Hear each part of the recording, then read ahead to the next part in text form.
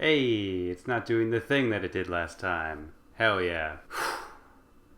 We're so back. Last time I had like a fully written intro that was super scripted, and I didn't plan one of those this time, so we're just gonna jump right into part 2, where we're gonna be starting the war part of War and Peace. Yay, everyone loves war. It's so much fun.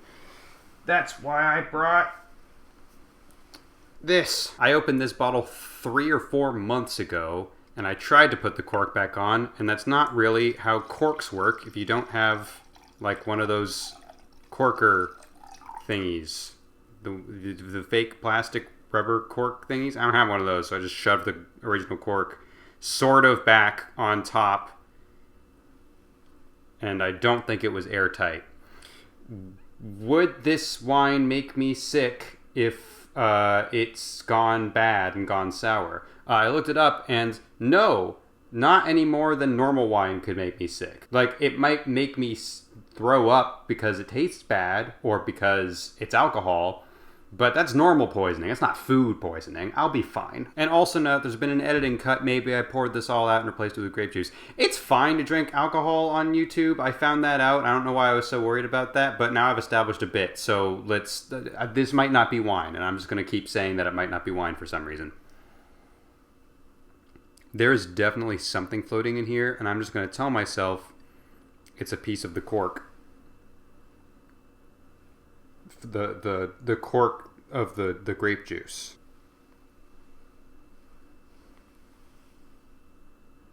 What is that? Tell me what that is. Focus, camera, focus. That's your one job. Oh shit, it's actually doing it. Not very well. What is that? Tell me what that is. Is that the fens? Not the fens. What the hell is it called? Lens? Is it lens? Is this lens? What is this? What is this? What is this?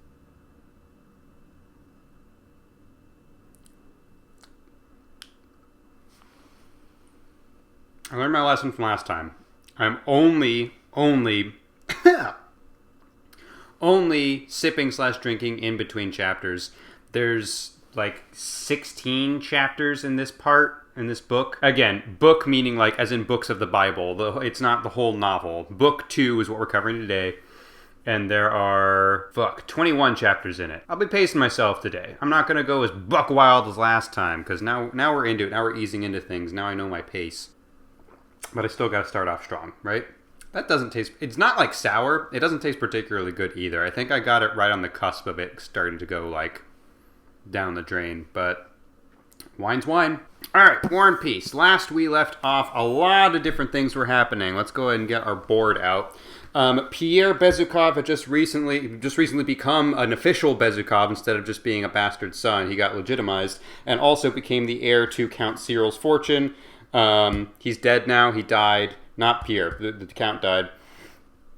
He's friends with some of the Rostovs. He's friends with Andrew Bolkonsky, all sorts of people. Everyone's friends with the Rostovs. You also got the Karagins, the kind of scummy social climber people, and all the rest of the whole fucked up Bolkonsky family down here. The ones we need to remember for today's sake are actually none of this, very little of this, almost none of this with one surprise cameo. Actually, 2, technically, in the people I've included as being part of the Karagins. And then just one guy from the Rostov family, because we're kind of changing gears a little bit in Book 2 to kind of get away from the social life of Russia and taking a look at the front lines of this incoming war with France. I should have done a little bit more research before I started this episode, but from what I understand, I'm going to put annotations up for all the details I get wrong. Austria has already been fighting France, and Russia has just recently decided we're going in there. Just tag us in, and now we have several Russian companies and detachments who are in Austria, and they're getting the lay of the land. They're trying to figure some things out. We're going to be covering a lot of ground as to how the war goes in this book, and it's honestly a little bit unclear. Well, it's not unclear. I just wasn't paying close attention. How fast things move here. So actually, more than I did last time, I'm just going to pay attention to the dates here. We're starting in early October of 1805. So keep that in mind as we move forward, because when I was first reading, I wasn't paying attention to the dates that much, but I think that'll actually be helpful for helping us tell, like, what's exactly going on here, because the pacing of this book is wild. Anyways, later in the book, Tolstoy is going to tell us in very explicit detail how he feels about the military and war in general. But for now, we're just going to get a little taste of it by getting introduced to how the army operates. And by that, I mean we get the most hilarious chapter of the book so far. So there's a regiment that's traveling through Austria, in kind of the midst of these relations and talks happening between how the Austrian army is going to be linking up with the Russian army. So we have Russian soldiers in Austria. They're marching along. A lot of the townsfolk don't really like the Russian army being here, but it's war. The Russians are here to help. They're allies in this. And in the Austrian village of Brana, there's a regiment commander named Michael Mitrich, I think. The narrator actually never names him, but the dialogue does. The characters call him by name. And he's heard Kutuzov, the big guy in charge of the whole army, the commander-in-chief, is coming to inspect this regiment. So that leads to a bit of a debate. The orders were a little bit unclear as to what state the army should be in when Kutuzov shows up, but the regiment commander basically goes, okay, we've been marching in our marching uniforms for weeks, but it's the commander-in-chief. We want to look as good as possible. So we're staying long, everybody. I know we just got to this village, but instead of, taking some time to just relax and take a break and get to sleep early, I want everybody sewing up their uniforms, giving everything a good clean. We're going to put on our parade outfits to look as fancy schmancy, neat, pristine, perfect as possible, so that Kutuzov shows up and goes, holy shit, this is the kind of regiment that needs to be across the entire army. Everything's looking great, except the soldiers' boots are still in rough shape. Apparently, there was supposed to be rendezvous with an Austrian supply that would give them a bunch of new boots, and that just never came through. But aside from that, everything's great. The uppity commander is walking along all the troops, inspecting everything, being everything's in perfect order. Kutuzov's going to show up later today. It's going to be awesome. And then a messenger shows up saying, hey, Kutuzov is an hour away, and he's showing up with a bunch of Austrian officers.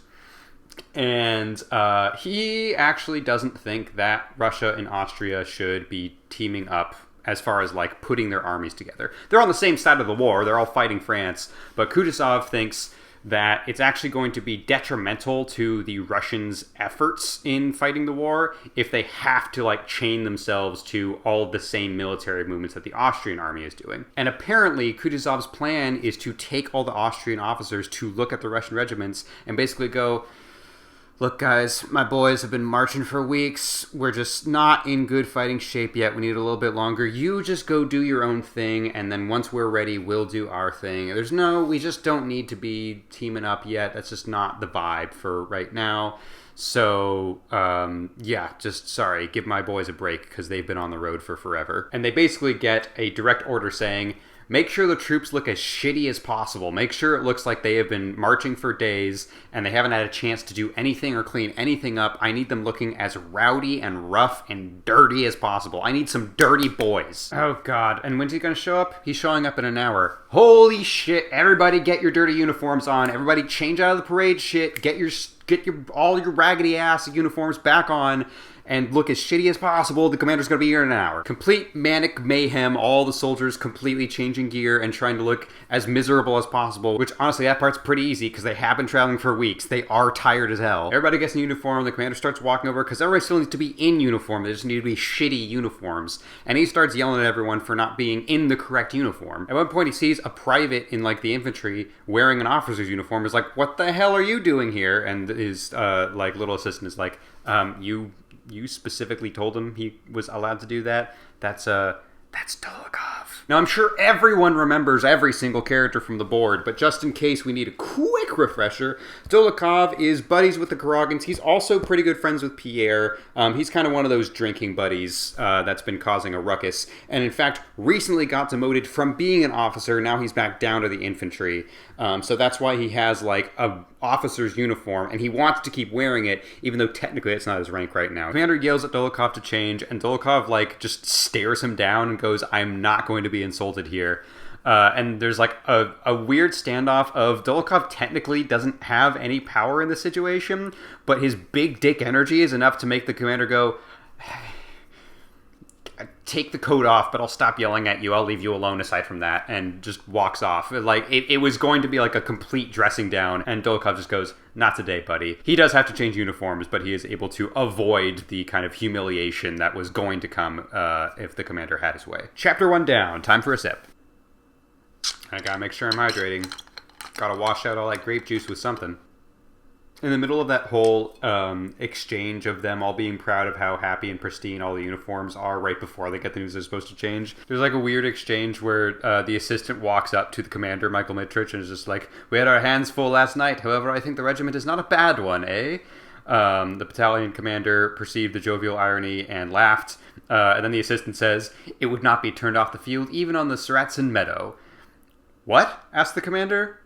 At that moment on the road, like, the scene just moves on because the commander just, like, didn't get the reference that the assistant was going for. It's such, like, a strange moment that doesn't need to be there, but I love how it's just like, oh, these guys are not as smart as they think they are. They do not understand, like, half the things they're telling each other about. And the idea of army officers not being on the same page with each other, remember that. Theming is important in books that are this big. Anyways, Kutuzov shows up. We've heard about him. I think we've met him maybe briefly, but he is the commander-in-chief. He's in charge of the entire Russian army, and he's here to do this inspection. He's also brought along an Austrian commander with him, as promised. And he also has a couple of other people with him, some people who are in his, his little camp of officers and adjutants, including one, Andrew Bolkonsky. Last we saw him, he was headed to the front lines after yelling at his wife.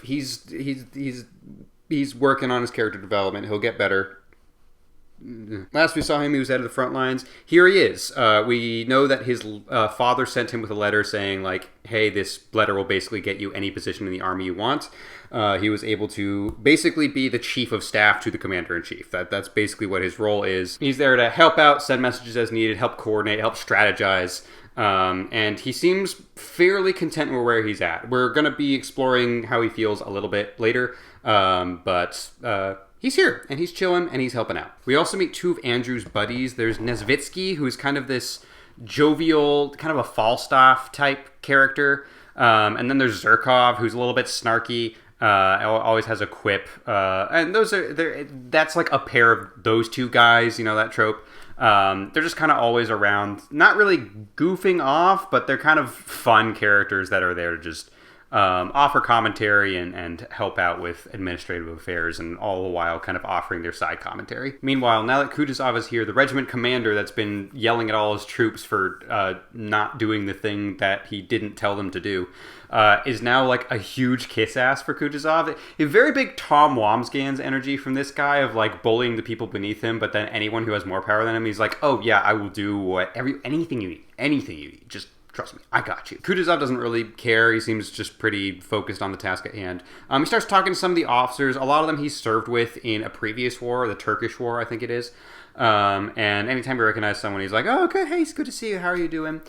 He also is like looking at the state of his men, and like he looks down at their boots and just kind of like shakes his head.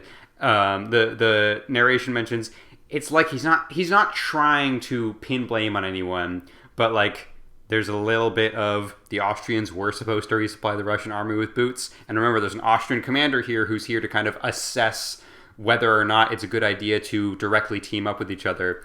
And this is kind of a underhanded way of Kutuzov being like, see, we don't even work together this early on. We haven't even been in combat together. And already, look, the boots. There's no boots like someone was supposed to help us out with. Kutuzov also meets up with Dolokhov. Dolokhov is an officer, so he's like, was an officer, sorry, but has served as an officer. So that's like a name that Kutuzov would be familiar with, and asked to see him. They have a little conversation. Dolokhov basically says like, listen, here to serve Russia. I'll do whatever I have to. And the implication is I'll do whatever I have to get the rank that I deserve back.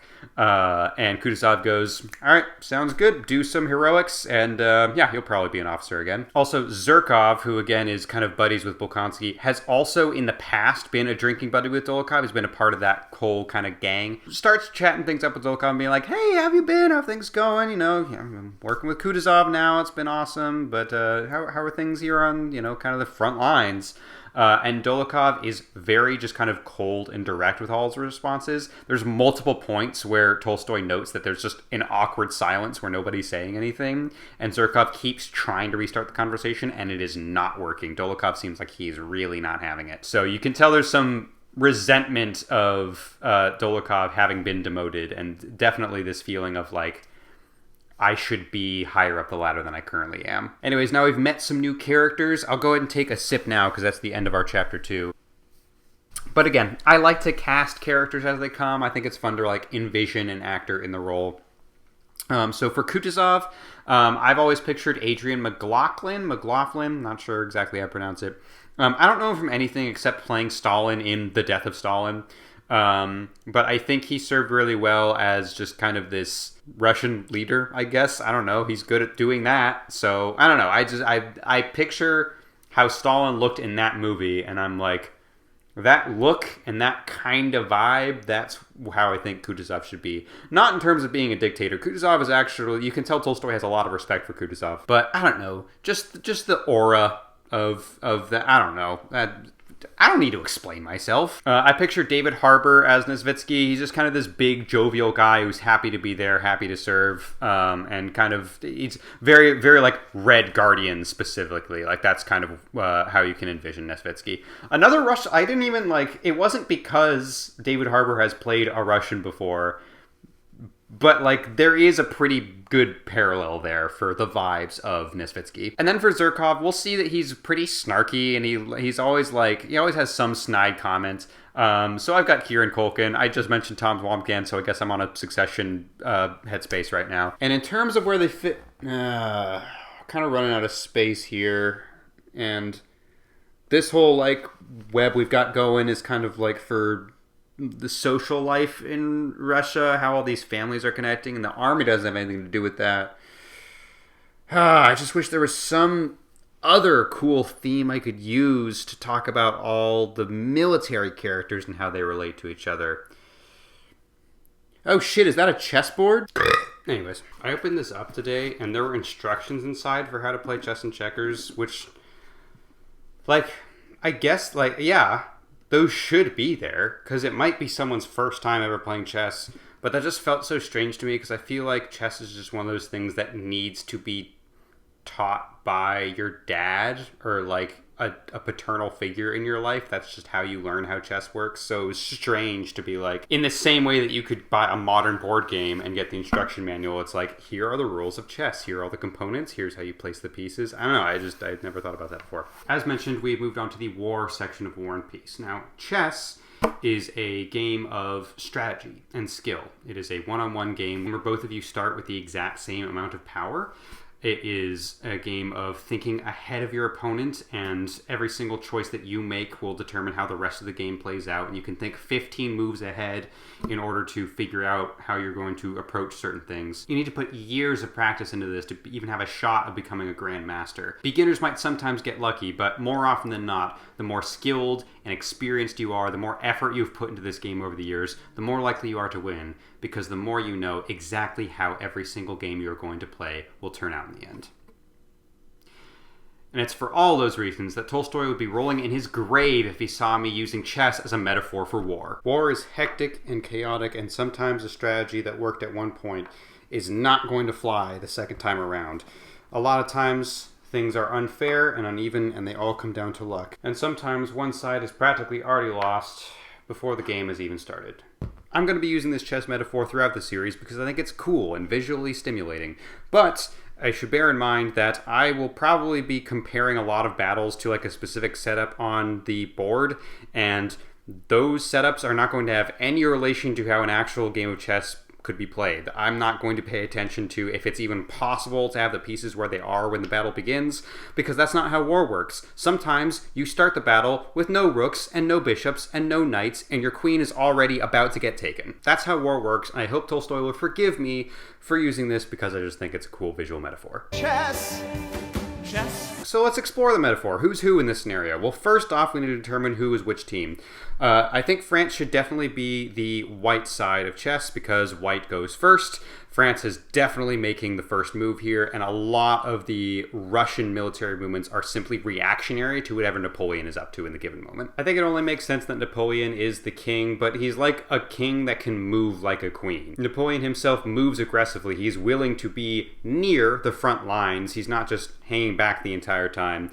So he's definitely a more aggressive king than most kings are in chess. Meanwhile, the Russian king would be the closest thing it has to an actual king, which would be Emperor Alexander. We will see him be near the front lines-ish a little bit throughout the book, but he mostly hangs back. He has a lot of defenses around him. He's not going to be on the front lines almost ever because we don't want to lose our king. Kutuzov is definitely our queen. He's in charge of everything. He's going to be the main guy behind all of the big military movements. He is kind of required by his job to be everywhere at once, always doing something or another, and he has probably the most power in the entire army, so queen works. Principal Consul is going to be signified by a rook. He is not always on the front lines, but when he does get there, he's always doing something important.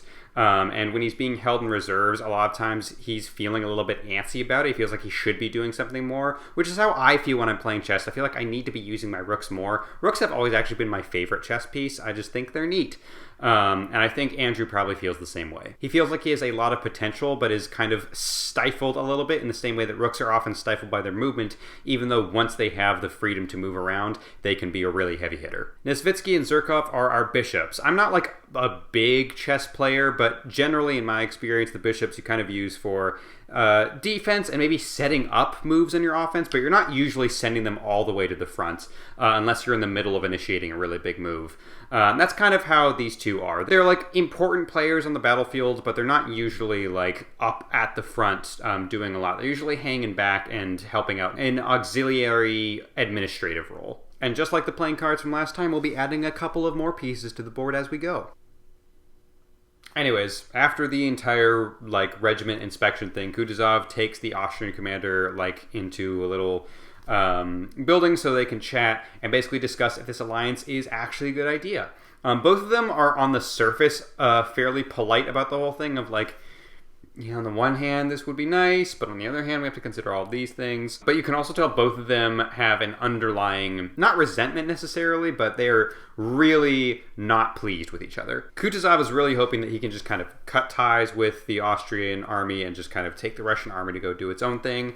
And so he's kind of just going like, yeah, you know, it would be nice, but I just don't think it's really going to work out. It's not you, it's me, and it's the boots that you didn't give my troops. And the Austrian commander is like, barely holding it together of he's pissed. He's like, come on, you came all this way telling us you were going to help us out and you're not actually going to do it. You're just going to go off and do your own thing. Come on. But basically Kutuzov officially goes, yeah, no, I don't think we're going to have this official alliance where we're, you know, right together. We're just going to go off and do our own things to fight France. And he basically goes, you keep claiming that you've got everything in hand. You just need a little bit of extra help. He's basically like, you're that Kickstarter that says you almost have the project fully funded. You just need a little bit more money, just a little bit. The rocket ship has been built. We are on the launch pad, and we just need the fuel to take off. And Kutuzov basically goes, so it sounds like you don't actually need the Russian army all that much. Seems like you got it pretty well in hand. And if that's true, then like, yeah, just let us go do our own thing. There's a specific strategic position in the city of Ulm that Austria is like, this is really important, and we've got it down on lock. We've got our best guy, General Mack, on the stance, and he is going to defend that city to his dying day. And Kutuzov is like, all right, great, so you've got Ulm, and that's like the most important aspect of the entire Austrian war effort, so yeah, you don't really need us all that much, do you? And I swear to God, it's like in It's Always Sunny in Philadelphia skit of like, seconds later, a general with a bandage on his head bursts through the room, and everyone's like, what's going on? Who are you? And the guy's like, how do you not know who I am? Come on. Looks Kutuzov in the eye and goes, hi, I'm General Mack, and we just lost the city of Ulm. Basically, every single troop that was under General Mack's command has surrendered, and that entire aspect of the Austrian war effort, kaput. Andrew overhears all of that, and there's like conflicting emotions. He feels a little bit excited because he's like, oh, if Austria's struggling, it means this war is like gonna keep on going, which means that the Russian army is actually here to make a difference. They're not just here for show. We're actually gonna go get to do something. We're gonna do something important. We're gonna stand up to do the right thing. And he's like a little bit exhilarated at the idea of like kind of the opportunity to get to be a war hero. He's also been feeling that a lot of the Austrians he's interacted with have been really arrogant about the whole war effort, and so there's just like a slim amount of schadenfreude that they're actually kind of falling apart at the seams a little bit. And then as all the Austrians are walking out, Zherkov walks up to one of them and basically goes, "Hey, congratulations on your hard-earned victory. I'm sure that's why Mac just showed up, right? To report on how well everything went. I mean, he's fine. It's not like he died or surrendered or everything. He made it out okay. So clearly that means everything's going well in Ulm." And Zherkov knows exactly what went down. So this is just like a really snarky-ass comment he's throwing at the Austrians who just suffered a huge defeat. It's so bad that Andrew pulls him aside and chews him out for it. Is basically like, dude, come on. We're all in this together. We're all trying to find France. You don't have to rub it in. Come on, man. Which is a little bit hypocritical because we just, like, got the inner thoughts of Andrew and he felt, like, a little bit satisfied that Austria was not doing well. But at least Andrew's, like, keeping it to himself. He's not rubbing it in anyone's face about it. We also get narration here that Andrew is feeling a little bit happier with where his life is at. He feels satisfied to be helping out in the war. We also hear that there's, like, a minority of people who are like, yeah, you know, that's a good guy right there. That's a good officer. He knows what he's doing. He's doing great. Most people see Andrew and they think he's a hard ass. They find him cold and difficult to deal with. But at the very least, he's still able to command kind of a fear and respect from the people below him. Not because he's like an outward asshole, but he just kind of gives off the vibes of asshole. And that's enough to make people go like, all right, we'll do what you say. I just don't like you very much. Which is a step up from how he was in book 1, I think. I think he's doing a little bit better for himself. That's all at chapter 3, which means it's time for a sip and time for a bathroom break.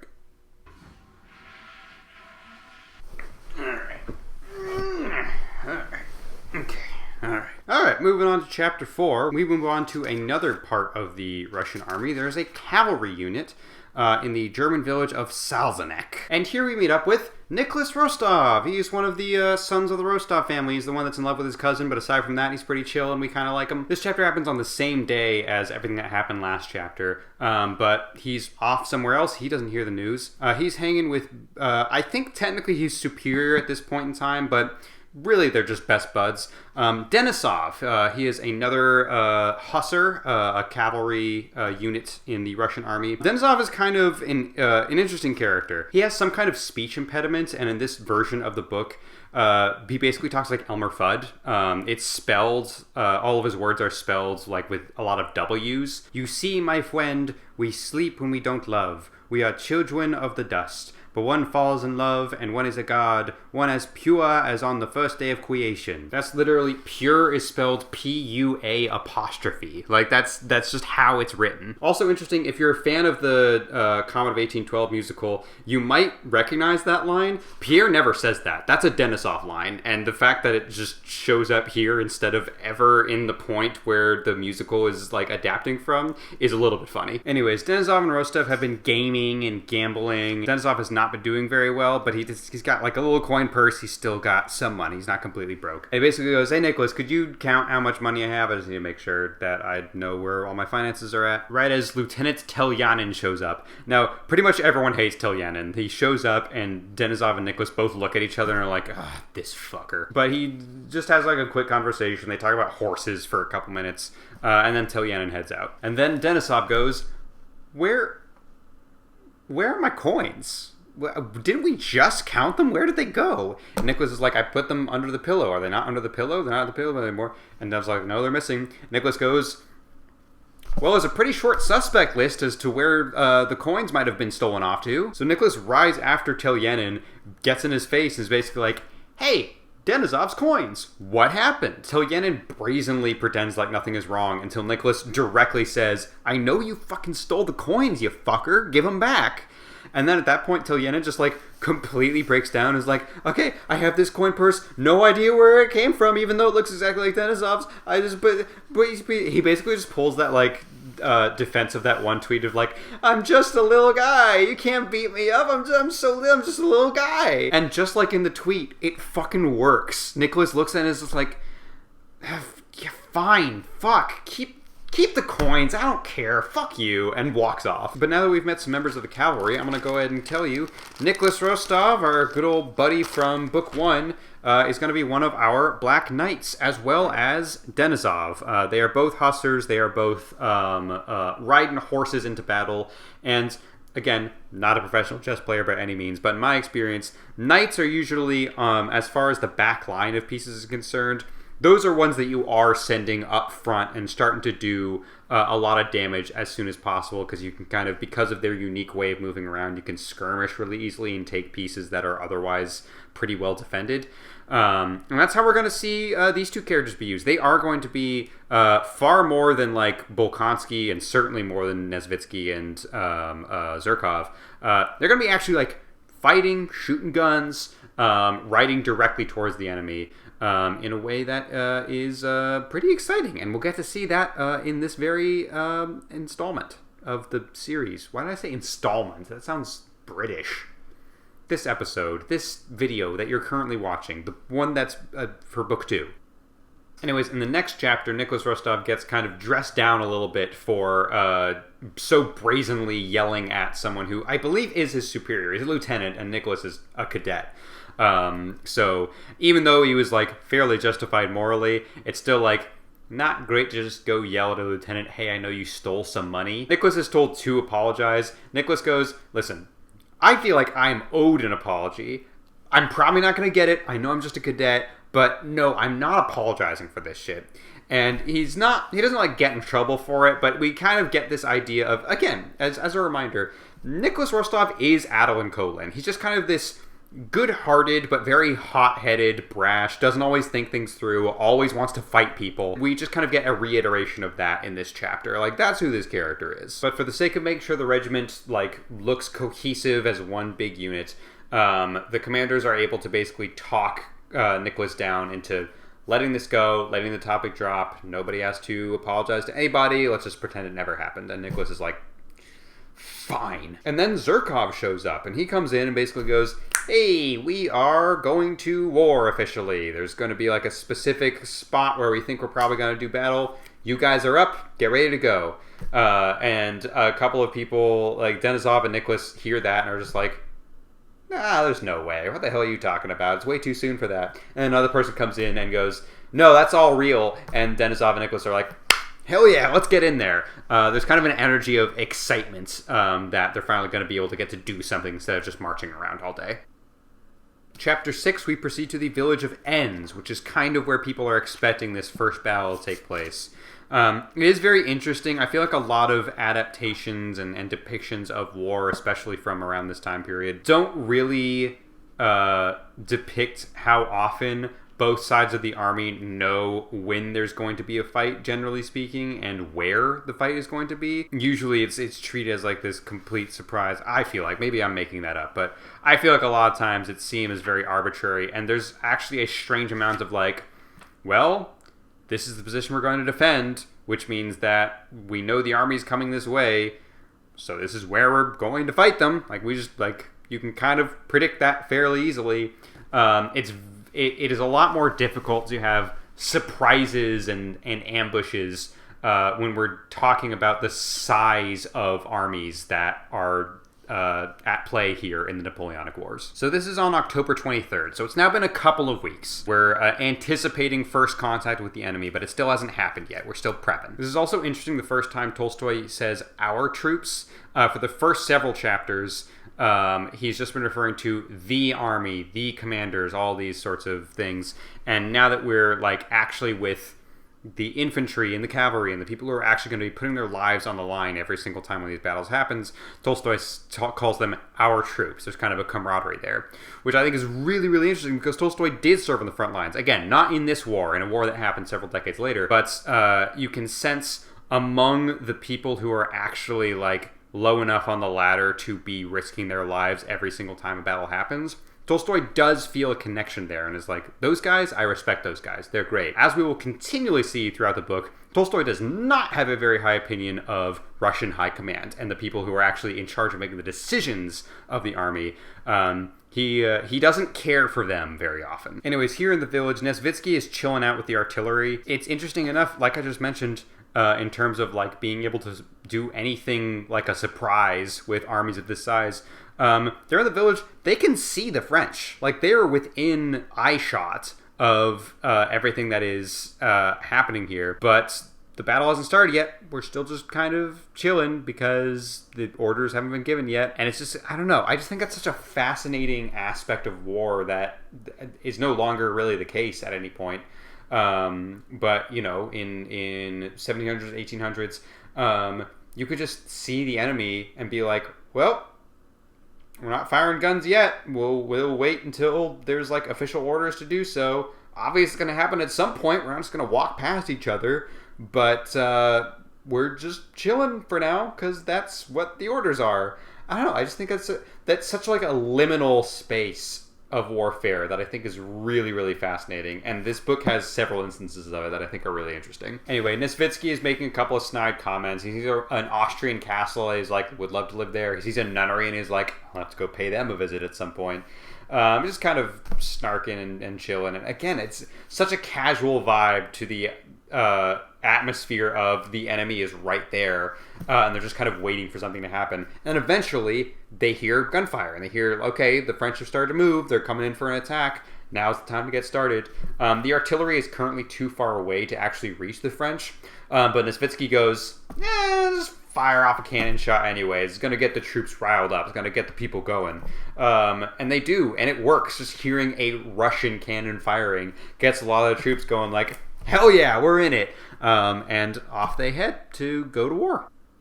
In the next chapter, we have Nesvitsky trying to get across this bridge in order to move to another position on the battlefield. There's just kind of a giant traffic jam of a lot of infantry trying to cross the bridge. There's some civilians who are also trying to cross the bridge. Just kind of a chaotic scene. Nesvitsky keeps getting trapped and his horse keeps getting like pressed against the wall. There's soldiers who are like leering at the peasant women who are just trying to go about their day. Nesvitsky is like, He laughs a couple times throughout the chapter of just like, wow, look at this. Here we are. This is war. Here we are. You just get the feeling this entire process is messy as hell. This is supposed to be like a glorious battlefield of valor. And instead, yeah, it's just a traffic jam. That's literally all it is. The French haven't even gotten here yet. Nobody's like actually catching bullets. There's one point where a cannonball like splashes nearby where the bridge is, and that's when people are like, oh shit, okay, all right, we gotta do something. But it's still a fucking traffic jam. They still can't go anywhere, and the tension starts to rise a little bit as Nesvitsky can't get across.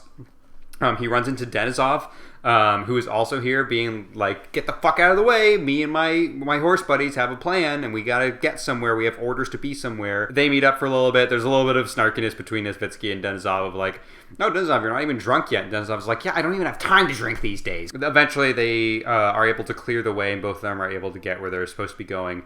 But the French haven't even showed up yet, and just getting into position for the battle is such a messy process, which again is a theme you're going to see throughout the entire book. Anyways, in case it still wasn't clear how messy this whole war process is, the infantry are actually retreating. They are pulling across the bridge away from the enemy, and they're only sending a couple of hussars forward across the bridge on the side that the enemy is to kind of hold the line. This is where Denisov was trying to get to. This is also, because again, Denisov and Nicholas Rostov, our buddies, both of them are in the same kind of squadron, meeting up, awaiting further orders, but they know they're going to be like actually part of this fight. Nicholas is still stewing a little bit from how higher command was telling him to shut up about the coins being robbed from Denisov. So he's still looking at like the colonel who's here and being like, that fucker's gonna try and send us into a battle where we don't need to be, and he's gonna try and get me wounded, isn't he? Like, he's building like conspiracy theories in his brain of everyone conspiring against him, and he's just kind of like he's not in a great headspace to start a battle, but he's still like itching to do something. The colonel seems to not even remember the whole spat. It completely ignores Nicholas, and Nicholas is like, that fucker, he's pretending to ignore me because he's trying to get in my head.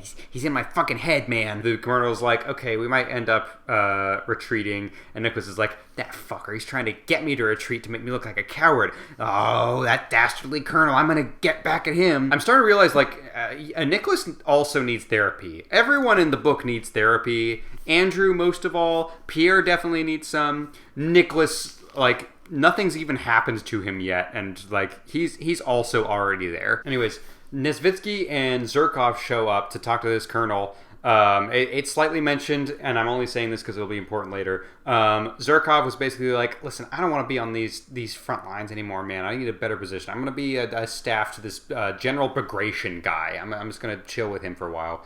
That'll be important later. They're still in kind of these administrative positions where they're not meant to be on the front lines. You can tell Zherkov really doesn't want to be there, and Nesvitsky is like kind of chill with whatever. But both of them show up to the colonel just like, hey man, what the fuck are you doing just kind of standing here? You were supposed to burn the bridge down so that the enemy can't get across, and that way all of our troops can be on this side of the bridge, not getting shot and killed by the French. And it starts this whole argument of the colonel being like, I never got any such orders to burn the bridge down. That's insane. And it's honestly a disgrace that I'm being told this now, right before the battle's about to start. And Zherkov's basically like, you knew you were supposed to burn the bridge down. You were just waiting here so that you could get some glory by interacting with the enemy and having some of your men on the front lines. Even though you were just supposed to burn the bridge down and stay on our side of the bridge. You knew exactly what you were doing, you fucking asshole. And then basically, it ends in a really funny moment where the colonel's just like, fine, I guess I'll burn the bridge down. As if, like, that had been what he was planning to do all along, and he didn't just get the order to do that. He's pretending like, you know what, no matter what, I'm going to do the right thing. I'll burn the bridge down like I'm supposed to, and you two have no idea what you're talking about. But at this point, the French have arrived, and they're now shooting guns at the hussars, and I should make sure I'm saying that word right, because every time I say it, I feel like I'm saying a different word that I think a lot of people are going to hear me say hussar and like perk up and be like, the what? I'm pretty sure that's how you pronounce it, though. Russian cavalry is essentially, like, that's the main thing to keep in mind whenever I say that word. It's Nicholas Rostov, it's Denisov, it's Russian soldiers who are on horses. But yeah, shots are exchanged. One hussar gets like shot off of his horse and is like wounded and is like on the ground bleeding. They have to call stretchers in. And in the midst of this, Nicholas Rostov has like a full-on panic attack. He sees the blood, he hears the stretchers coming, and he just completely loses it. He can't tell like anything what's happening in his surroundings. And then there's one moment where he looks across the bridge and he sees the sunset in the countryside, and there's just this moment of strange, surreal zen where he goes, I want to be connected to this moment, and I need more of this. And that kind of like sends him back into the panic of, and I'm about to fucking die, and I'm never going to be connected to this moment again if I die. There's also a really funny cutaway to Zherkov and Nesvitsky, who have pulled back. They're not near the front lines. They're just watching this happen, being like, this is not going well. Fuck, shit, fuck. They're like cringing the entire time. Zherkov's like, oh, that guy just got shot. Oh, he's off his horse. Oh, no, God, just burn the fucking bridge down, guys. And eventually they do burn the bridge down. They're able to be on the right side of the bridge when that happens. Nicholas is really frustrated with himself. Like, he thinks that he is a coward for having a moment like that. No one else seems to have noticed that has happened. Like, he's also really worried about the perception of him having the panic attack. But nobody else seems to have cared or noticed or anything like that. Everyone else kind of carries on. And the colonel kind of pats himself on the back, congratulates himself on a job well done. We engaged with the enemy and we're okay. Is it Zherkov? Yeah, Zherkov shows up and just like, yeah, but a couple of your guys got shot, dude. And the colonel goes, you didn't die. We won. It's fine. And I burned down the bridge like I was supposed to, you idiot. He's kind of setting himself up essentially for a promotion for bravely facing the front lines, even though if he had actually done what he was supposed to in the first place, no one would have gotten hurt and everything would have been fine. Because he was on the front lines and actually some of his men got wounded, he can actually point to that and be like, see how brave me and my regiment were? Hell yeah, we're the best. After that, we zoom out a little bit to see how things are going on the macro level. And in terms of how things are going on the macro level, bad. It's bad. It's really, really bad. The Russians, after that first contact with the French army, continually get in these like kind of small... sorry, there's a fly.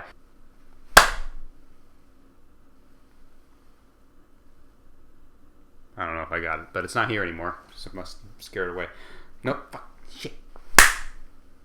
God damn it. That was one of my wine, too. You're gonna die from that, you idiot. It's alcohol. I know it smells fruity, but come on. I told you it'd show up on camera. Look at that. I'm usually, like, I do not kill bugs that often. I'm kind of a pacifist. in most senses. But fruit flies, they gotta go, man. There's too many of them. Anyways, basically every single time the Russian army encounters the French army, it results in the Russian army retreating and pulling back and being like, nope, not the time, can't do it, not yet, we're not ready yet. On October 28th, so it's been like several weeks since the start of this book already, Kutuzov has like one good moment where he's able to, at the Danube, he's able to attack a French general, Mortier, and get the French to retreat a little bit, and that does boost morale quite a bit of people being like, okay, all right, they're not unbeatable, we can get them, we got this. That's like the one W in a long string of L's. The simple movement of the army, and this is true for a lot of wars in the 1800s, just moving around means losing a lot of troops to sickness and exhaustion and not having enough supplies.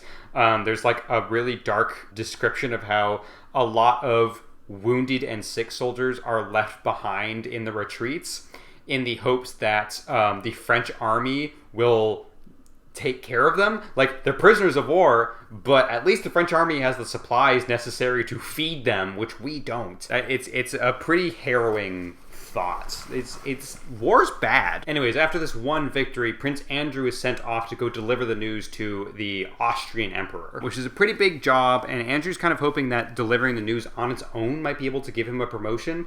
So he's really excited to share the news, but then he gets to like where the emperor is hanging out, and instead of actually getting to meet with the emperor, which he was supposed to do, he's forced to just kind of chill for a minute, and specifically he has to talk to the Minister of War, who he gives like the full rundown to that guy, and that guy just treats it like it's another piece of daily business, doesn't matter any more than any other piece of news.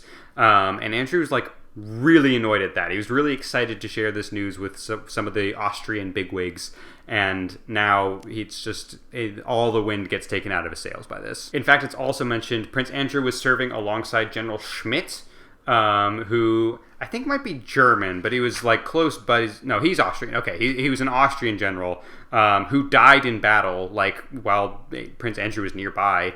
And instead of celebrating the win, the Minister of War goes, "Schmidt died?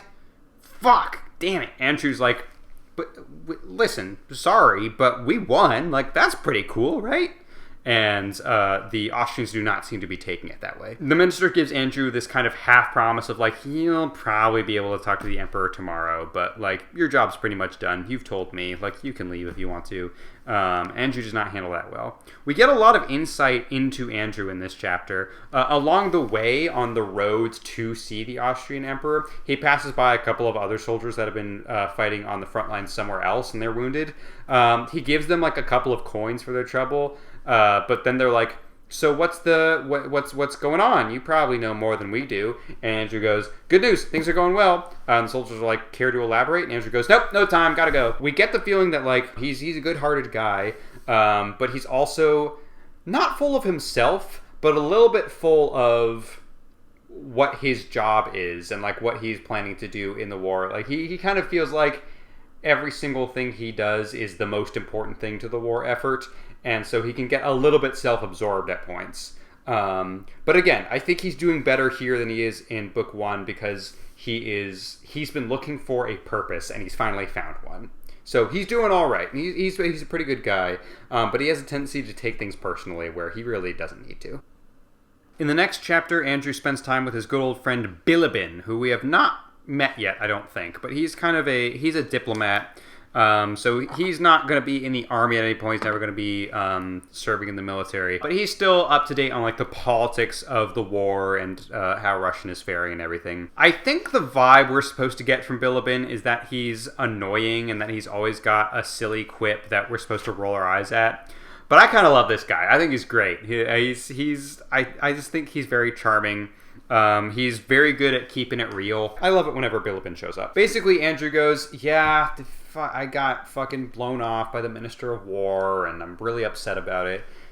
And Bilibin does a very good job of putting everything into perspective of just like, that battle was supposed to be like a huge victory, and you still like didn't capture the general like everyone was hoping for. It is an Austrian general who died. It's not like you lost a Russian general when you reported that news. You were like, hey, one of your best guys just died. They're not going to handle that news well, Andrew. That's not good news for them. So like, be considerate of that. And also, by the way, reports are a little bit conflicted. We're pretty sure Austria just lost Vienna, the capital. They just lost that, so they're already not in a great mood, all things considered. So, sorry if the Minister of War wasn't super hyped that the Russian army, barely pulled out a victory. You gotta keep in mind all the things that are going on here. And also worth noting, the Russian army was, at one point kind of planning to help defend Austria, or help defend Vienna specifically, and then they went, nah, the Austrians have this in hand. They're not gonna let their capital fall, are they? So, there's the added element of, Russia probably could have helped, and they didn't. So, that's not a great look either. In fact, from that perspective, the fly's gonna... It's literally flying right in front of the camera. Got him.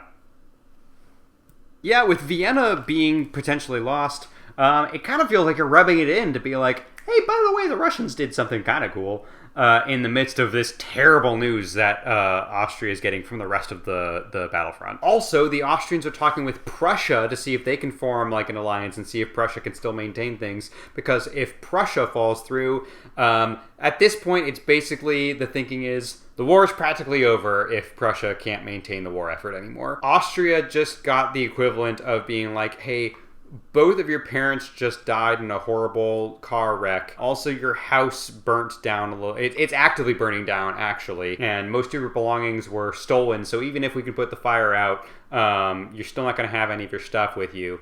But it's your friend's birthday today. So are you going to wish him a happy birthday? That's kind of what what Andrew was doing, was coming in and being like, hey, it's my birthday, and then being really mad when the friend all that shit was happening to didn't go, happy birthday, man, I'm so happy to hear that, man, here's a present for you. Billman's just like, dude, put this into perspective a little bit, please. So Andrew's still a little bit peeved at his treatment, but after his conversation with Bilibin, he's like, okay, yeah, that's fair. He starts trying to go to sleep, and he kind of wakes up in the middle of the night. He's just thinking back. He's kind of obsessed with the memories of the battle that happened just a couple days before, where, again, the general he was serving under was killed, but it was still a victory that Bolkonsky served in, and he feels like he did something truly valorous and brave and glorious, and he's still, he's lulling himself to sleep with the feeling of, I did do something important. My impact on the war mattered, and he's really clinging to that feeling, which again is going to be something really important for his character moving forward. As we end this chapter, I'm going to go ahead and tell you that I've cast Alan Tudyk as Bilibin. I think he has a lot of fun, snarky comments, but is also you can see him being the voice of reason as well. And also, I just think Alan Tudyk should be in more things. Shout out to a fellow Plano boy. I guess I'm doxing myself with that. At one point, I lived in Plano. In the morning, Bolkonsky keeps hanging out with Bilibin. He's hoping that he'll still get to talk to the Emperor, but for now, he's going to hang out with some of Bilibin and his kind of drinking buddies, and meets up with Hippolyte. I mentioned there would be one kind of surprise cameo from the Karagins this section. I actually did mention Dolokhov is technically, I've looped him in with the Karagins. But Hippolyte, who is honestly not important to the majority of the book, but he does show up here, and he's still kind of parading around and being silly. Prince Andrew does remember the weird moment where Hippolyte started flirting with Lise, Andrew's wife, and feels kind of weird about that. Bilibin and all his buddies are like, yeah, Hippolyte with the ladies, you never know what's going to happen. But Andrew is just kind of Hippolyte seems like a weird dummy. That was probably fine. And having read the whole book, yeah, that was probably fine. It seems like Hippolyte was flirting with Lise, and that probably went absolutely nowhere. But he continues to be a scoundrel of sorts. But yeah, anyways, we've got Bilibin and his buddies, and they're a group of problematic bachelors, and they call themselves the Squad. They don't actually call themselves the Squad. They do call themselves Les Notres. And the fact that they have a fucking group chat name for themselves, I think tells you a lot about the vibe of these guys. But basically, they're like, hey, Andrew, yeah, come hang out. And Andrew's like, I have to go talk to the Austrian Emperor, actually. And there's a funny moment of all of them going like, ooh, big boy going to meet with the Emperor. All right, don't let us stop you. They kind of wave him off as he goes and gets to talk with Emperor Francis of Austria. We're breezing through chapters here, about halfway through our chapter count. I'm almost out of wine. I remember from last time that doesn't necessarily mean I need a full refill, but I think I might need to get seconds of something here. Regardless, Andrew finally gets his moment to speak to the Austrian emperor. He's super excited. He's like, oh man, I can't wait to tell you every single detail. And then it's just a super awkward conversation. The emperor clearly doesn't know what questions he's supposed to be asking about this battle. He asks a couple questions about like banks that were abandoned by forces, and he asks about what time Schmidt was killed, like what time of day. Andrew's like, he goes around 7, and the emperor goes like, 7 o'clock was when he was killed. Oh my god. And you just get the sense of Austrian emperor has no idea how war even really works, like what is important when we're talking about war and what details of a battle are important versus completely negligible. It doesn't matter what time of the day Schmidt was killed. Why would that have an impact on anything? But the emperor doesn't know what questions he's supposed to ask, so he's just like trying to think of essentially conversation topics about this battle, and it kind of leaves Andrew going, oh, maybe chatting with the Austrian emperor wasn't as of a cool thing as I thought it would be, because this is actually a pretty useless conversation. And then as soon as the conversation ends and Bolkonsky leaves the room, he gets swarmed by a bunch of other Austrian higher-ups who are like, okay, no, tell us about battle. We need to know all the details. We know the questions to ask. We know what was important. And he does get to actually like unload all the information he was hoping to unload in the first place to the emperor that he thought would actually be important. And he finds out, I don't know if it's technically promotion, but he finds out he's getting a medal for this, which was what he claimed he wanted in the first place. But it's been such a strange process to get here that he feels a little bit of conflicting feelings about that. Then he meets up with Bilibin, and Bilibin goes, hey, so those rumors of Vienna being taken, not rumors, those are true. Vienna's gone, which means that it practically means Austria is off the map. Austria is set to give in after this.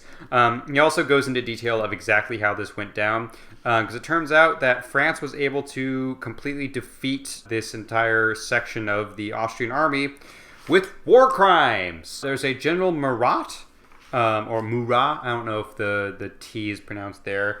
Not incredibly important, but I'm going to go ahead and name him the White Queen. We're going to see him a lot. He kind of gets sent in to do a lot of the dirty work of the French army. We'll see this name pop up several times. But he and a couple of his other generals basically saw that a bunch of Russians were trying to retreat across a bridge, but they had not crossed the bridge yet. And they basically go, hey, white flag, we're not surrendering, but like white flag for we're not here to fight, we're doing peace talks. Let's just have a chat real quick. Basically just kind of stall while they get their army into position and are kind of chatting of like, yeah, I'm sure we got peace talks and everything. French army is like walking up, essentially ready to blow the bridge up before the Austrian army can retreat across it. There's one moment where a Austrian sergeant walks up to the general and goes, the French are coming. The French are about to come blow up the bridge. We need to get away from here. And Murat goes, are you going to let a sergeant talk to you like that, General Austria man? What is this insubordination? What does he know? He's crazy. You should, as an Austrian, you should have the self-respect to tell that man to shut the fuck up. And that works. The Austrian general is like, you don't know what you're talking about. These are peace talks. Everything is fine. And then the French army showed up and blew up the bridge and stopped the Austrian army from being able to retreat. Which, yeah, I do believe in modern days a war crime. You can't just say that you are here to negotiate peace talks and then commit a military action. That's fucked up. Don't do that. This is a call out of Obi-Wan Kenobi specifically. Love that man. So many war crimes. But I don't believe war crimes have been defined at this point in this period of history. So Bilibin is actually kind of impressed with the tactics here. He's not even like so afraid of Napoleon. He's more just like, damn, he really got us. There's a moment where he's trying to think of a good quip, and he's like, we're macked. We're completely macked. Calling back to General Mack getting completely fucked at Ulm. I love Bilibin. He's always trying to come up with a fun quip. We'll definitely be coming back to some of his fun witty banter throughout the book. But yeah, the French army is on its way to like where Bolkonsky is currently stationed. It's like only days away, and Bilibin says, hey, you should stick with us. We're headed like, I think all the way back to Russia, but basically like we're headed to be safe. You should come with us. And Bolkonsky goes, no, I'm heading back to the army, closer to the French army than we currently are at. I gotta warn them that the French army is as close as they are, that Vienna is lost and that the French army is proceeding. I'm gonna go save the army. And Bilibin's like, all right, man, go for it. I'm gonna not die, but you do what you gotta do, man. And that's the end of our chapter, which means it's time for me, first off, to hydrate. Never forget. And then probably get a refill of some kind, and also pee. I was looking at the bottles I have currently open, and I went with the peach schnapps because my other option was straight Jameson. Anyways, Bolkonsky's headed back to Kutuzov to warn him of basically like updated positions on where the French troops are. Along the way, he finds a bunch of troops that are retreating, a lot of civilians who are also trying to retreat. He sees one woman who's like trying to just get to safety. But she's in a carriage and her driver is getting beaten by a drunken military commander. And Andrew steps in and is just like, hey, shut the fuck up, let the woman come through. And kind of helps out a little bit there, but he's getting really annoyed with the fact that the army is in such disarray and that it's causing issues for like normal civilians along the way. Eventually, Bolkonsky meets back up with Nesvitsky, who is really happy to see him, but is also like, hey man, things aren't going great. And Andrew goes, yeah, they're not going great. I have worse news for you. And he delivers the news to Kutuzov, who basically goes, okay, we're fucked. We're macked. I think the only way that this is going to work out is if I send my boy Bagration to go basically be a distraction while the rest of us get away. And I'm probably sending Bagration and all of his men to their deaths. And I think that's the only way the rest of us can get out of this. There's a moment where Andrew is writing with Kutuzov and basically thinks about the fact that Kutuzov has been exposed to death so much and has really like put in the work and the sweat, and he has fought on the front lines plenty of times. And that's really the only way that a man like this can so be not like insane and callous and like evil, but still be able to casually go, all those men are going to die for the sake of the rest of us. I'm sorry to be such a weeb today. It's like if Erwin was old enough that he wasn't actually able to be on the front lines anymore, but he had been on the front lines the entire time up until that point, and now he's still willing to be like, yeah, I'm willing to let all those people die if it means a victory. The vibe that Andrew gets is like, it's fucked up, but he's kind of earned that. Like, it's not evil to have to make that decision if you yourself have been willing to risk your own life as often as Kutuzov has. Anyways, Andrew, who again is kind of like, he's in it not for the glory of like, I want to be a famous war hero. He's in it of like, making a difference in this war that is its own fulfillment for me. He's not in it for fame or for people to congratulate him on a job well done. He's in it for the personal feeling of, I am making a difference here. And that's why he looks at Kutuzov and goes, I'd like to go with Bagration, please. And Kutuzov goes, all right, that's fine with me. So now at this point, we've been doing a lot of like zooming into a specific moment and focusing on characters we already know, and then zooming out and getting like a better picture of how the war is going in general. We're doing another zoom out moment. We're now on November 1st, so 3 weeks or so since the beginning of this book. We get kind of a more in-depth analysis of why Kutuzov made the decision he just did. Through some spies, he was able to figure out a couple things, and he basically realized that basically his entire detachment of the army was in a doomed position, and he had 3 options. 1, he could stay where he was, in which case he would get completely surrounded by the French, and no matter how good of defenses they put up, they would all either die or have to surrender. 2, he could head off in some random direction that the French army wasn't expecting, at which point he would slowly get hunted down, no hope of reinforcements, and it would just be kind of a slow battle of attrition in which a lot of his men would die of sickness and lack of nutrition and all that. And then he'd probably get captured by the French anyway. 3, try to get to the town of Znaim, where Russian reinforcements are waiting. Unfortunately, it seems like the French are probably going to beat him there. They're already trying to cut him off at the pass. They are on a road that is going to take a shorter amount of time to get to his name than the rest of the Russian army is. So all three of those options completely suck, but option 3 still seems like the best bet of like, I can salvage this, and I can get out of this without completely losing my entire detachment. So we can't just send the entire Russian army to cut across his current road and get to the road where the French army is. That would be a logistical nightmare, and by the time they get there, everyone would be exhausted, and then they just have to fight the French and probably lose. But he can send a small company of soldiers to make that cut across movement and stall the French army so the rest of the Russians can take the longer road and get to his name before the French can arrive. So that's kind of the reason why Bagration is being set off to do this task, to essentially just distract the army, stall, waste time, cut them off so that they can't get to his name before the Russian army can take this longer road to get there. So Bagration does this, and here's an important note. Bagration is kind of a hard ass, but he's also such a badass. Like, we get the feeling he's not like a great dude. You wouldn't want to go grab a beer with him, but he's, every single time he shows up, he's just completely owning every single situation he's in. And this is one of the circumstances, because he does this. He cuts across this wilderness and gets to the trail that the French army is taking with the expectation of, like, you are going to hold the line until you and your men are all dead or captured.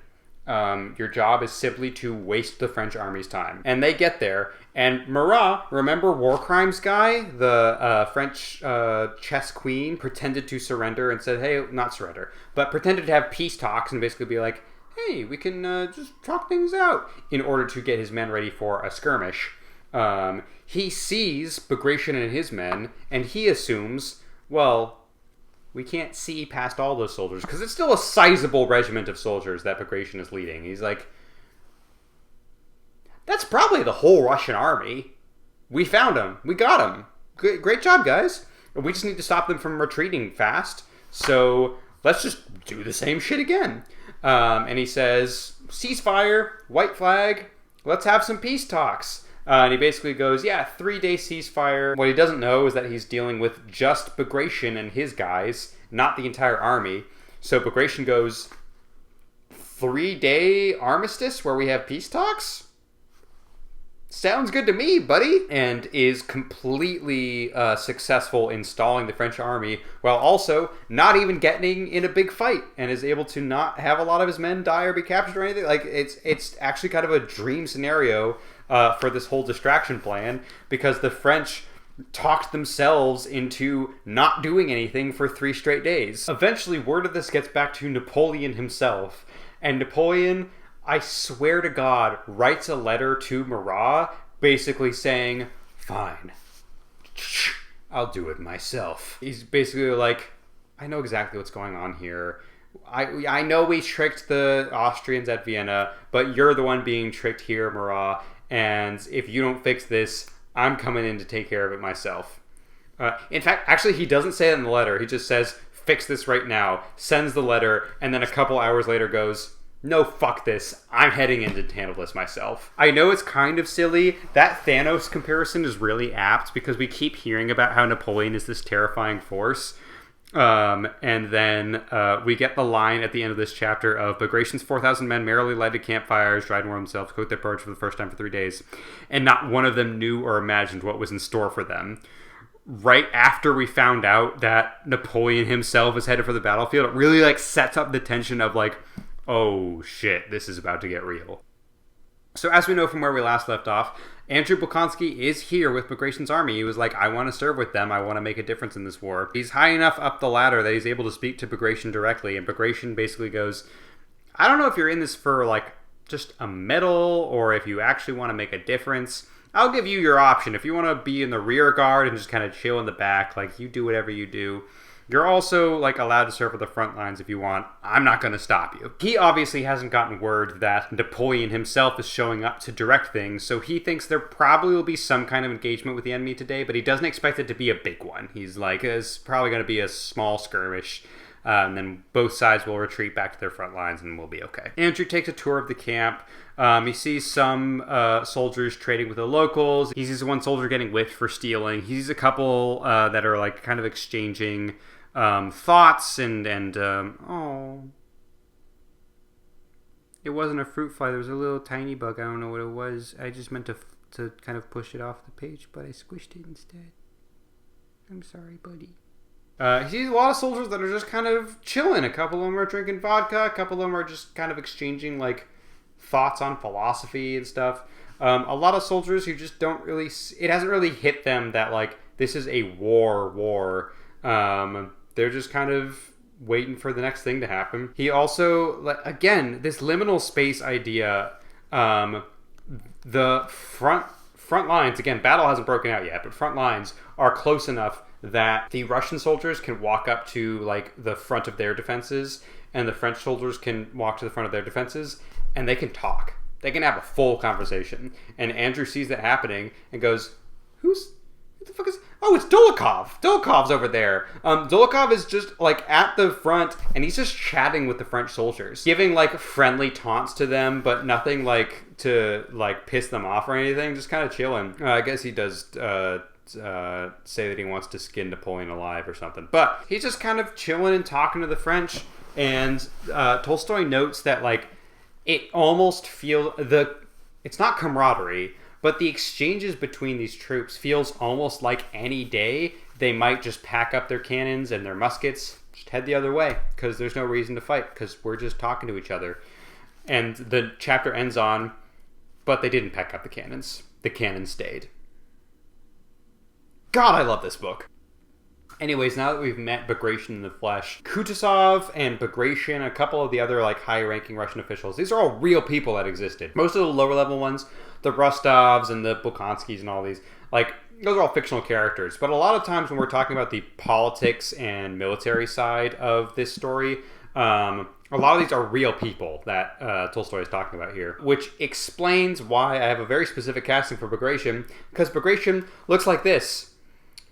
So I guess Sacha Baron Cohen should play him, because who else would play someone who looked like this in real life? Sacha Baron Cohen doesn't, like, give Bagration vibes in terms of, like, personality or anything, but, like, look at that. It's gotta be him. Anyways, end of chapter, and in the next one, Andrew pulls back and tries to get a sense of, like, the whole situation, and Tolstoy gives us a geography lesson of how things are going here.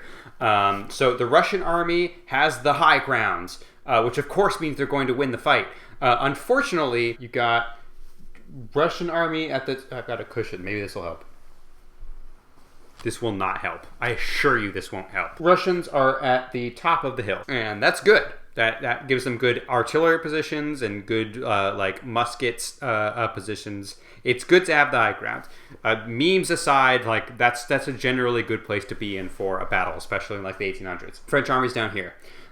Problem is, if they need to retreat, and there's a good chance they will, because again, this is just a small detachment of the Russian army. This is not the whole army. It's a fairly small force versus Murat and Napoleon, the main force of the French army, coming for them. It's going to be a tough fight, and there's a good chance they'll have to retreat. The problem is, if they retreat, down here, you can't see it, but my couch goes straight downwards. There's no ramp on the back of this couch. It just goes straight down. The back of the hill, away from the battlefield, is very, very steep, which is actually going to make retreat a slow process, because you can't just run down the hill. It's steep enough that you have to be very careful going down the hill, which makes it very difficult. If the French go around the side of the hill, they might be able to surround the whole thing, making retreat a very, very risky option. In the meantime, there's some forests on the left flank and the right flank. The Russians are sending out some people to those positions, hopefully helping stop the French from surrounding the hill, which again is kind of the nightmare scenario of completely cutting off any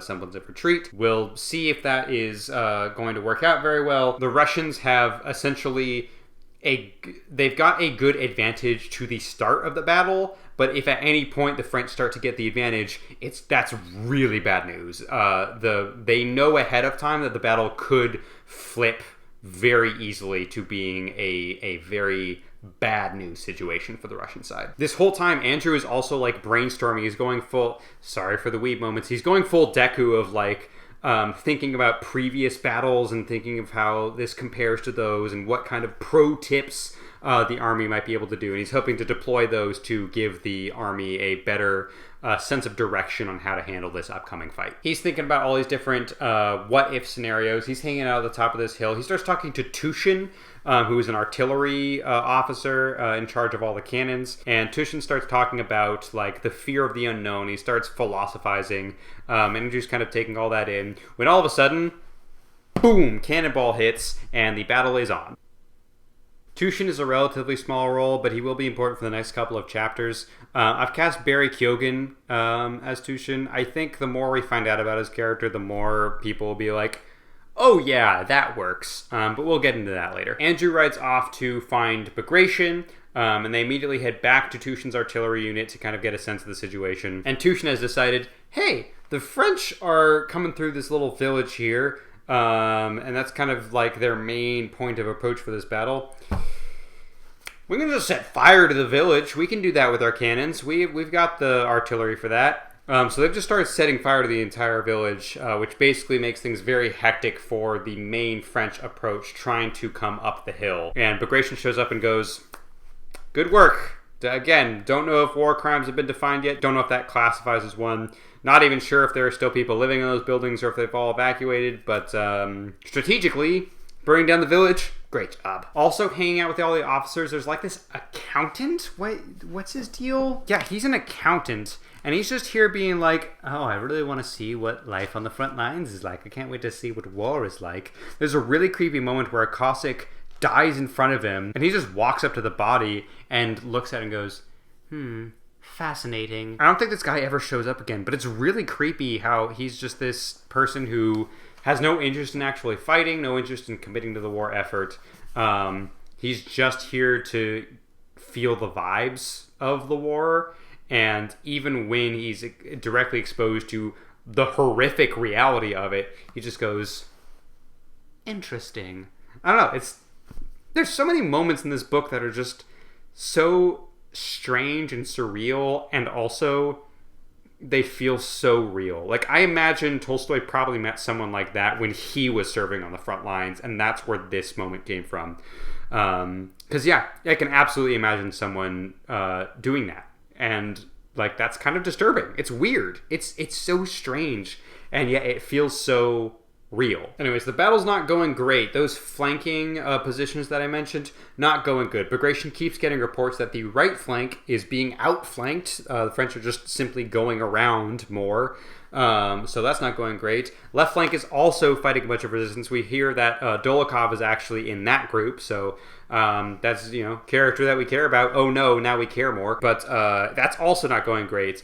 But Bagration is able to keep his cool in all these situations. Every time he receives news, he just goes, all right, sounds good. Every time he has, someone comes up to him and be like, I think we could do this. I think this might work. Bagration just goes, make it so.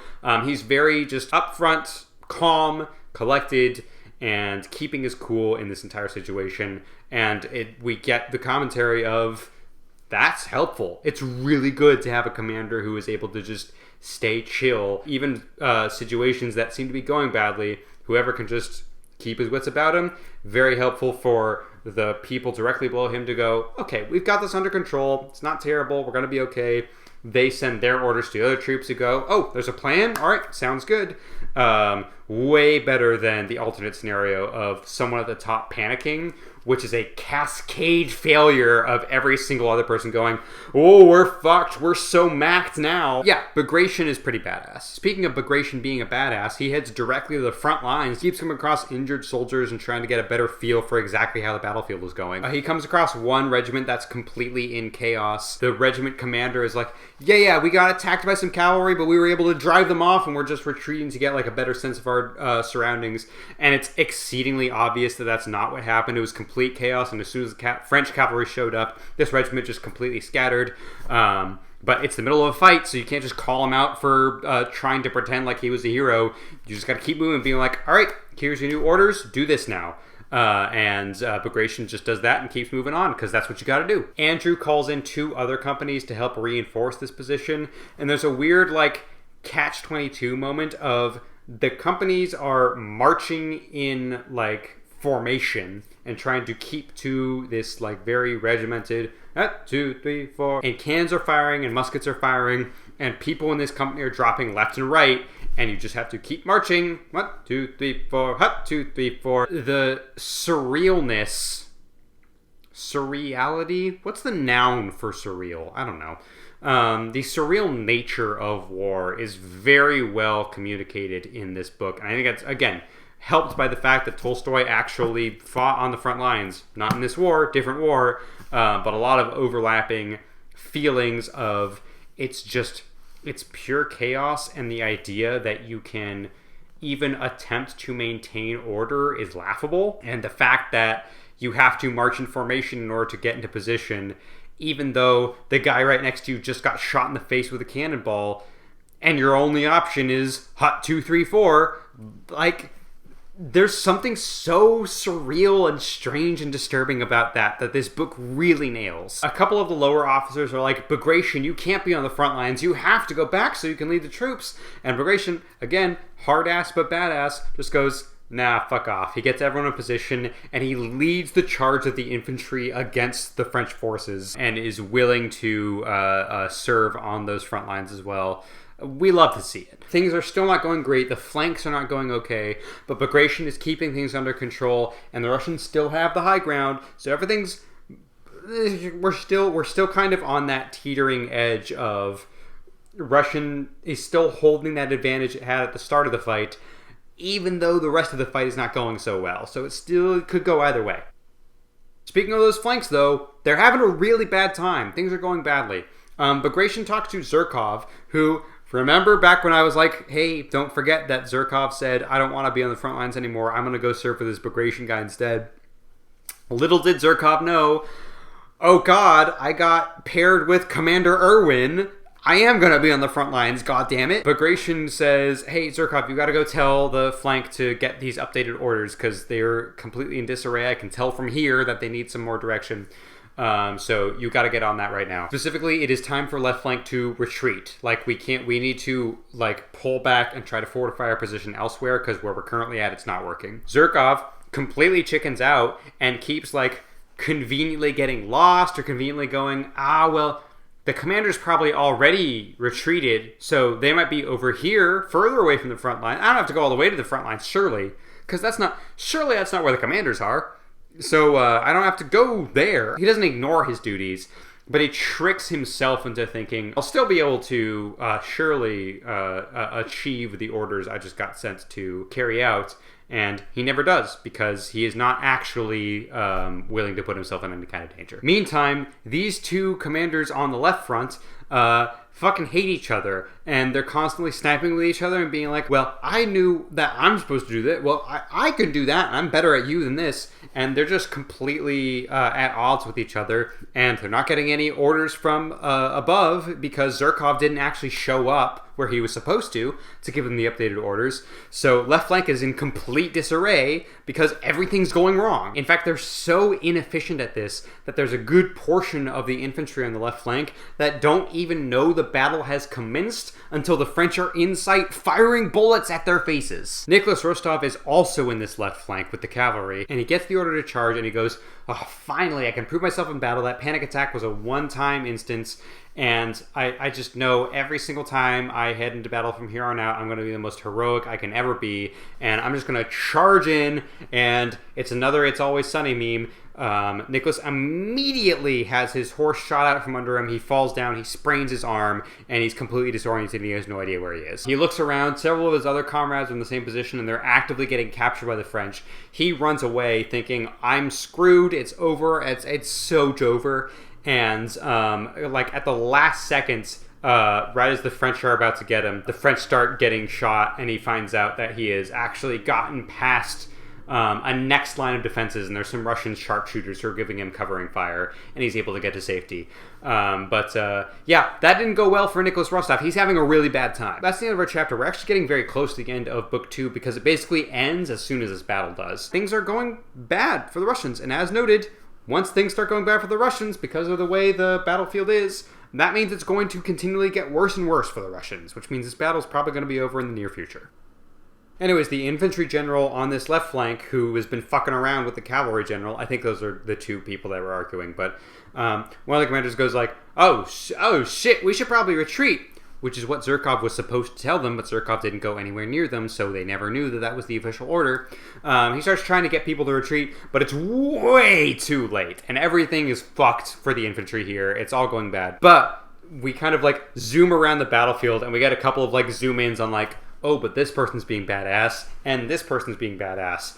First person we're going to zoom in on is Dolokhov, who, despite everything else going badly, he gets wounded, and he still goes forward, and he just, like, grabs the collar of a French officer, and, like, holds him at gunpoint, and goes, like, you're coming with me, buddy, and just, like, drags a French officer with him, and takes him captive, being like, they told me I'd be made an officer again if I did some heroics. This better count as fucking heroics. And he drags the French officer behind Russian lines and is able to, in the midst of what appears to be a losing battle, still capture a pretty high-ranking official in the midst of everything. We zoom out from that, we zoom into the battle at the top of the hill, back to Tushin, the artillery commander, and he has not gotten any orders. That is probably because Zherkov didn't show up to give them any orders either, because he keeps chickening out, not actually going where he's being sent. But he hasn't heard any news, so he's like, guess we're gonna be here till the battle's over. Let's keep shooting artillery.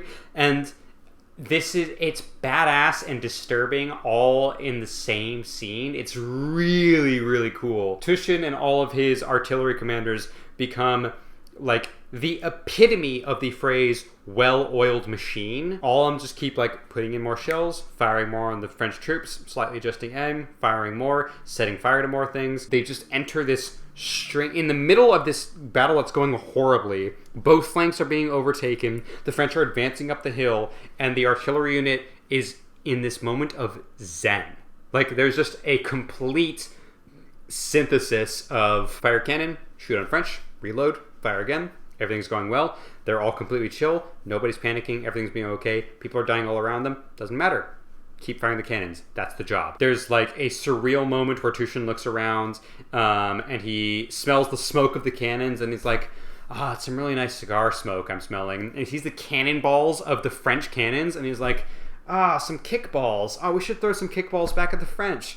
He just kind of enters into this state of not even acknowledging he's in this life or death scenario, and just going, well, this is the job. Just got to keep doing it. That's what I was told to do. That's what I'm going to keep doing. It's fascinating. I love this scene so much. It's so strange and uncanny in a really, really interesting way. Again, I think this is Tolstoy drawing from his own personal experiences in a way that is fascinating to read. Eventually, some rando shows up and is just like, you were supposed to retreat an hour ago, guys. And Tushin goes, what are you talking about? I didn't hear anything about that. And then Andrew also shows up and is like, no, we really need to retreat right the fuck now. Good job, guys. You did a solid work. We need to get the fuck out of here. And that's when Tushin goes like, all right, let's pack it up. There's also the added thing, remember this steep hill thing means that retreat is going to be tough. There's also the aspect of we don't want the French to get access to more cannons, because each individual, even though the scale of this war is so large, each individual cannon is still like a pretty decent deal. So the artillery unit needs to like take their cannons with them, which makes things even slower. It's still like a messy process of getting down the hill. They have to leave some damaged cannons behind, but that's okay because the damaged cannons the French can't use, and they take the rest of them with them. And that's the end of the chapter. It looks like Russians have solidly lost this one, but we still got one more chapter to go before the book is out, which means I finished this. At this point, it's nighttime. That makes everything more chaotic, obviously, because you can't see shit. But the retreat goes as well as it probably could have. It's still super messy. There's a couple of touch and go moments with some skirmishes, but pretty much everyone who was at the top of this hill was able to make it all the way down. And in fact, Tushin is such a badass. the artillery was firing so heavily and so, like, with such ferocity that all of the French assumed, oh, all of the Russians must still be on top of the hill. We really need to take the top of the hill. Forget surrounding the hill. We need to get to the top of the hill as soon as possible because that's where they still are. When in fact, practically all the Russians had retreated. It was just Tushin and his guys at the top of the hill. Essentially, it was like a mini Bagration gambit in the middle of this larger whole Bagration gambit of Tushin just going like, well, gotta keep doing the job, gotta keep firing. And everyone down, all the French are like, surely that's all of them, right? We can just take the hill and the battle is over. And it's just a complete distraction from the fact that everybody else is actually retreating, but getting themselves to a place of safety where they'll be able to fight another day. Most of the wounded have to be abandoned and left to be prisoners of war. But along the way, on the steep other side of the hill, Tushin is able to pick up a wounded cadet who was complaining about a sprained arm, and that turns out to be Nicholas Rostov, who has made his way from the flank. He's able to do a full retreat. It never gets mentioned, but I like to think that the sharpshooters who gave Rostov covering fire, that was Dolokov's division. I don't think that's ever good.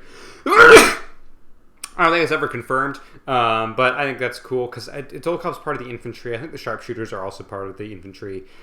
It's feasible that Dolokhov was there helping save Nicholas, and I just think that's a fun moment. The fact that they were so close, they're both on the left flank anyways. If you're going to do like a film adaptation of it, you might as well have them in the same scene together, because they were in the same general area of the battlefield already. For the most part, considering they figured this was, again, you have to keep in mind, all of these people were assuming they were going to fight to their deaths as soon as they came in contact with the French army because they're just a distraction for Kutuzov's men to make it to Znaim and get to reinforcements. So the fact that, A, they were able to get to a good strategic position, 2, they were able to achieve a 3-day armistice because the French were being dumb, and then, on top of all that, they were able to give a hell of a fight to the French and still were able to retreat with most of their forces intact. They snatched a, stalemate from the jaws of defeat there. This is kind of, considering where Bagration and his men thought they would be just a couple of days earlier, this is a miracle that so many of them are still alive in fighting shape. Messy and bad and still probably technically a loss for them, but considerably turned out okay for them in the end. Most of the commanders who weren't on the front lines at all are patting themselves on the back for all the heroism they showed, even though most of them were not actually in much danger at all for most of the fight, and it was all the little guys on the front lines that were actually doing the job. And in the meantime, speaking of the people on the front lines not getting any credit, Tushin gets called in. They go, yo, why did we lose 2 cannons? You had 4 cannons up there. You only brought 2 with you in the retreat. What the hell happened? And Tushin, again, total badass, despite how surreal and uncomfortable his I love shooting cannons and setting fire to villages vibe is. Still badass.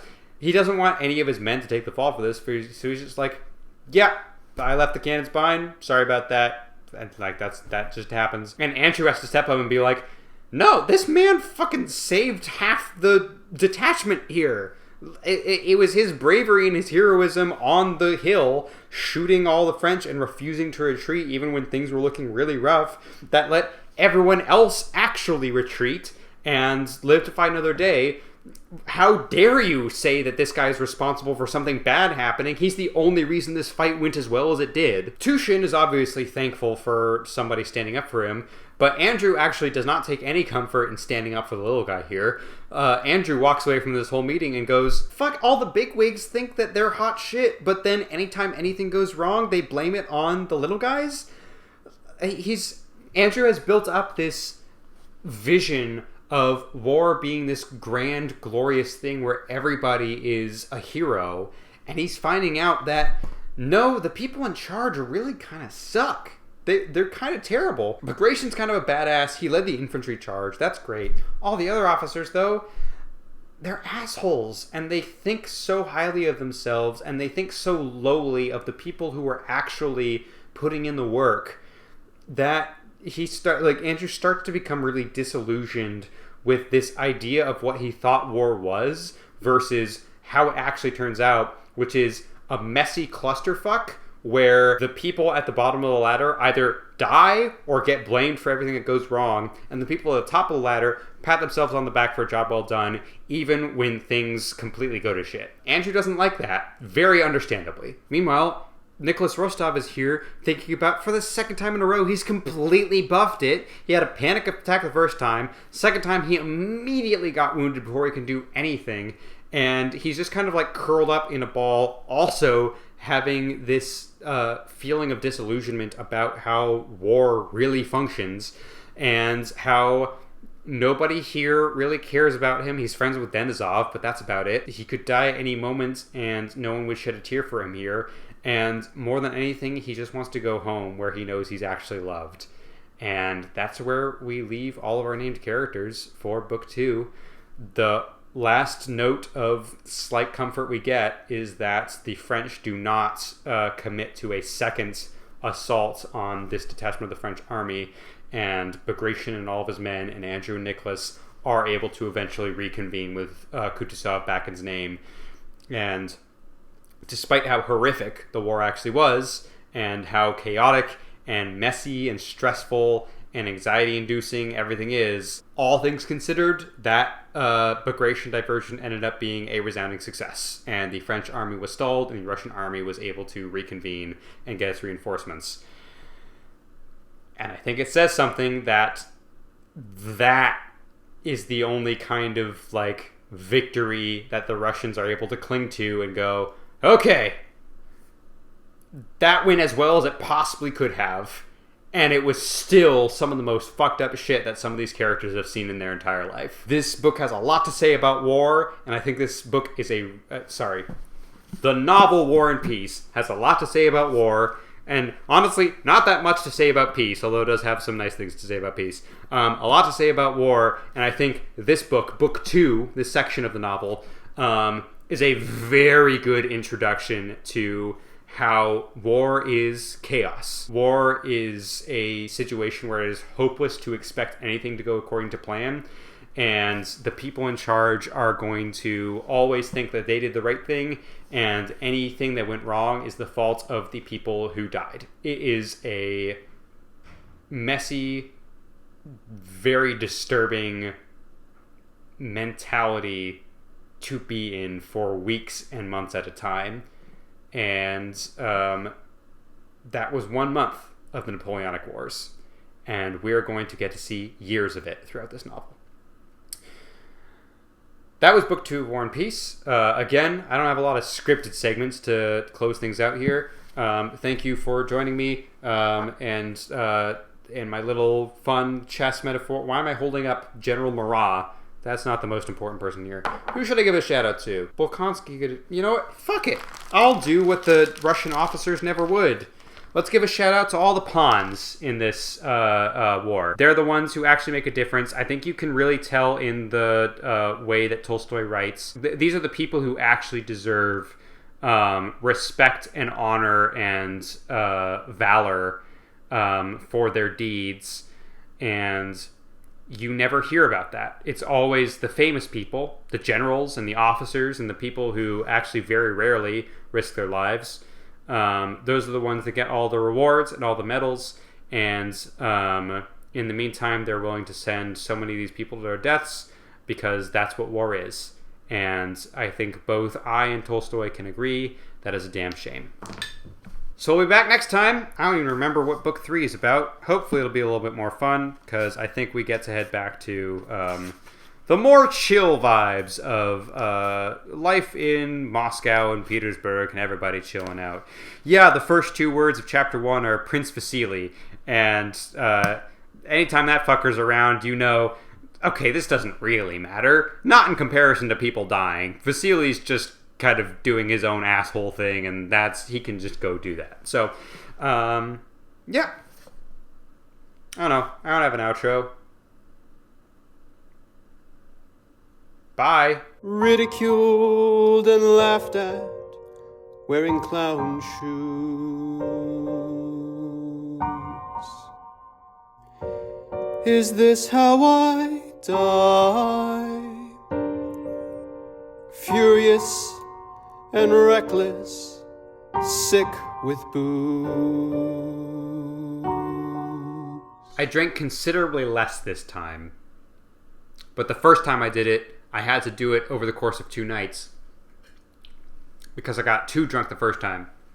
So it's all about finding that balance, and we'll get there eventually. By episode 17, I promise I'm going to be the perfect amount of sloshed for this series. And you'll just have to stay tuned to see how that turns out. Bye!